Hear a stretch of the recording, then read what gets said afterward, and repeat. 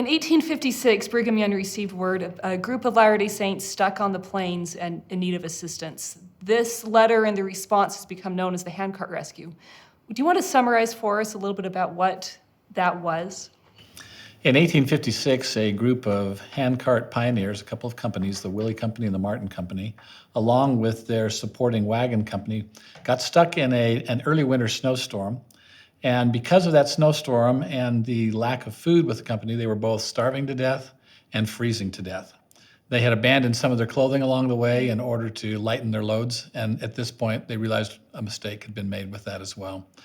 So when the word got to Salt Lake City that these companies were stuck on the plains, Brigham Young immediately called people together in conference and told them to stop meeting and get out there and start acting.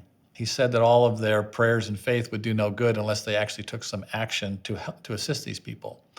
So members of the church began to take their clothing, their food, their teams and their horses and send them out to these parties of people who needed rescuing out on the plains, and they brought many of them in safely. And this is really a heroic rescue, right? There are people, the rescuers are putting their own lives in danger to do this. It did require unselfishness on the part of the people who provided the supplies, and it particularly required sacrifice on the part of the people who went out, because they were out in an area where if they got in trouble, they might lose their lives themselves. In 1857, Brigham Young got another letter, this time from southern Utah, saying a group of non-Latter-day Saint immigrants were passing through the area, and they wanted to know what Brigham Young thought they should do about it. Brigham Young responded immediately and said, "Let them go, don't do anything." Events continued to spiral, and this became the Mountain Meadows Massacre. Can you tell us a little bit more about the massacre? In this case, there was a period of war. And those war tensions caused otherwise good people in southern Utah to begin to behave in a way exactly opposite to how they behaved in Salt Lake the year before. Instead of reacting with love, instead of sacrificing their own goods, instead of trying to help these immigrants who were passing through, they reacted in a way that ultimately led to a disaster, to the massacring of 120 men, women, and children under a white flag. It was the worst event in the history of the church. It was the worst event in the history of Utah. And it was a result of this downward spiraling that occurred when they first began to treat these immigrants as the other and not as human beings to be treated with respect. And that led to a result that, in retrospect, was absolutely unthinkable. People couldn't understand why they did what they did. And so they reacted with fear. They heard all of these rumors. They heard all of these things that these people are going to come from the outside and hurt us like they've done before. And so we're going to attack instead of reacting with Christ-like love. Yes, and mass killings like the Mountain Meadows Massacre generally follow a particular pattern. That pattern includes listening to rumors about people that later turn out not to be true. So I think there's a lesson to be learned in that. Rather than listen to rumors about people who are different from ourselves and assume that those rumors are true, we ought to dismiss them and react with love and compassion and a sense of unselfishness. And this is the same group of people that had themselves been sufferers of persecution. They knew what it was like to be other, and yet they reacted in this negative way. That was the great irony. Instead of reacting as people who had been persecuted, knowing how to help other people who needed assistance, they reacted in the way their persecutors had reacted. The result was not only an individual disaster, but also a community disaster, kind of community guilt. Some of these people who carried out the Mountain Meadows Massacre carried the burden and the guilt of this to their deaths. I think particularly of Nephi Johnson, who on his deathbed repeatedly called out blood because in his mind he never overcame what he saw as a relatively young man in being a participant in that event.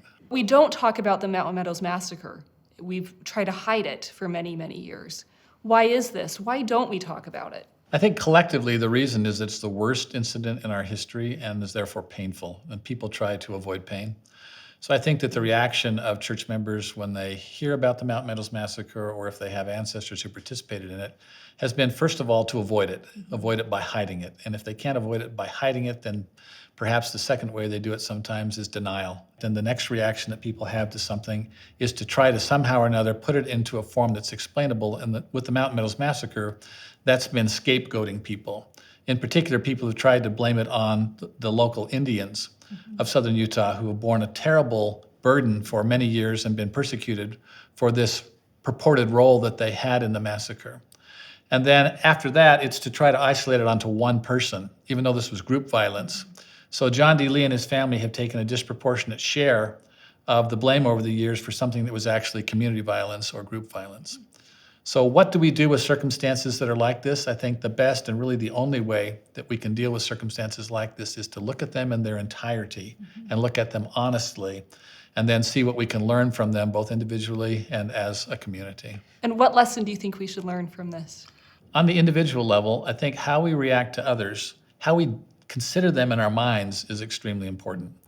If we choose to act in a Christ-like manner and reach out to people, even in a spirit of self-sacrifice, that creates an upward spiral that eventually takes us to where we are not only benefiting others, but we ourselves are being strengthened in the process.